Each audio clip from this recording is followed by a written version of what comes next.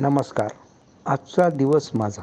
आज आपण पाहणार आहे, कर खोटं बन मोठं. हे कितकं छान वाक्य आपल्या देशवासियांसाठी आणि महासत्ता बनणार आहे. यांना असं वाटतं की महासत्ता म्हणजे आपल्याला ज्या डिग्र्या मिळतात किंवा कोणी येतं, आपण प्रशस्तीपत्र देतो, आपला जातवाला पाहतो, आपला लीडर पाहतो, आपला आवडता नेता पाहतो, त्याला जसं आपण खोटं खोटं कुठेही बनवतो आणि प्रशस्तीपत्र देतो आणि टाळ्या वाजून सत्कार करतो, असं होणं म्हणजे महासत्ता. कारण ते काय अकलेचे भोपळे आहेत प्रत्येकाचे. मीडिया पब्लिसिटी करते आणि मीडियाचं काय आहे, त्यांचा धंदा आहे. जो पैसे देईल त्याची ते उदो करतात. जे बापाची पण विचारणा करत नाही पैसे दिल्याशिवाय, अशी तर आपली मीडिया आहे. प्रामाणिक, सज्जन, खरे अशा लोकांकडे अजिबातही ते जात नाही. कारण त्यांना माहिती अशांचं दाखवून लोक पाहणार नाही. लोक पाहणार नाही, त्यांचा TRP वाढणार नाही. TRP वाढला नाही, त्यांना ॲडव्हर्टाईज मिळणार नाही. ॲडव्हर्टाईज नाही मिळाल्या तर पैसा कुठून येईल? एवढे रिपोर्टर हे सगळं चालेल कसं ना? कारण 90% न्यूज चॅनल फ्री आहेत. आपोआप कसे चालतील हो? त्यांनाही पोट आहे की नाही? मग जो पैसे देईल त्याची दिवस रात्र उदो. जो ॲडव्हर्टाईजचा जसा पैसा देईल तसं ते दाखवतात. आता कोण कसं खोटं हे सांगतो.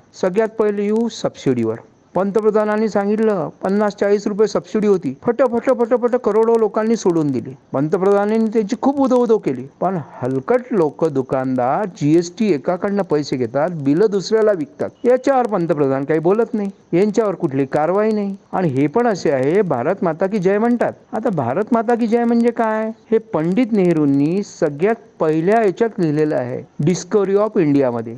वाचा, पहा की लोकांना तुम्ही भारत माता की जय म्हणता, तर भारत माता म्हणजे कोण आहे, ही काय आहे, हिची जय जयकार म्हणजे काय आहे, हे नाही समजत हो. आम्हाला एक समजतं, कोणत्याही दुकानात गेलं की तो म्हणतो GST के पैसे अलग लगेंगे. आणि इकडे तिकडे याच्या त्याच्या नावाने QR कोड बनवलेले असतात. सगळे पैसे गोळा करतात, GST चे बिल सलाड विकतात आणि चालू असतं साठलोट. असे अनेक लोक आहेत की जे इन्कम टॅक्स लागू नये म्हणून पैसे कॅश मागतात. मी 2-4 सांगतो. लॉन्सवाले, कॅटरर्सवाले, अजूनही असे तत्सम असतील की ज्यांना माहिती घेतात लाखो रुपये. आपण एक मिनिमम वेजेस ऍक्टवर पण एक बनवणार आहे. म्हणजे मूळ किंमत, किती किंमत असावी याच्यावर पण आपला एक व्हॉइस टॅग राहणार आहे. तो पण पुढे येईल. पण असे हे खोटे करणारे लोक जे आहे ना, सबसिडी सोडली पण GST नाही भरून राहिले प्रामाणिकपणे. यांना आपले म्हणत नाही 56 इंचवाले काही. कारण त्यांना माहिती पण नाही कोण किती खोटं करतं, कसं करतं. ते तर मोठा भाई चालू आहे सगळं. दुसरी गोष्ट, गॅस सिलेंडरवाले 100 90 सिलेंडर लिकेज असतात. तुम्हाला ते पाणी टाकून चेक नाही करू देत. माझ्याकडे तर रोज झंझट होते.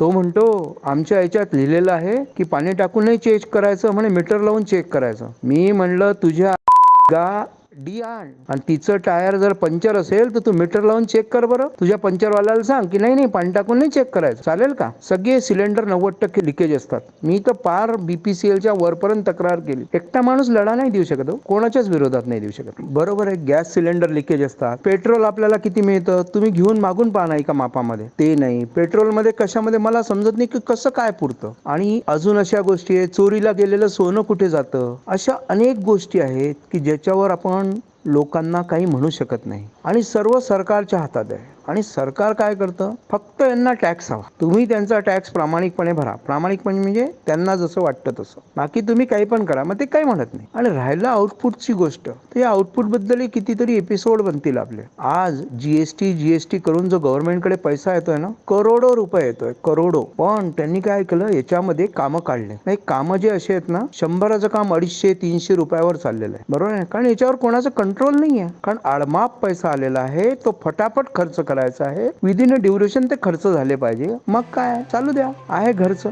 जय भारत.